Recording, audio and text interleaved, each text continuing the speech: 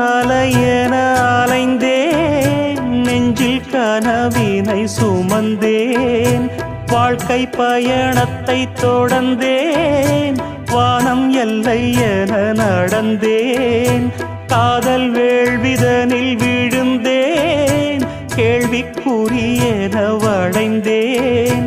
உன்னை நினைத்திங்கு சிரித்தேன், உண்மை கதைதனை மறைத்தேன், பதில் சொல்லிட நினைத்தேன், சொல்ல மொழியின்றி தவித்தேன், வாழ்கின்ற வாழ்வெல்லாம் நீர்க்குமிழ் போன்றது பூங்கொடியே,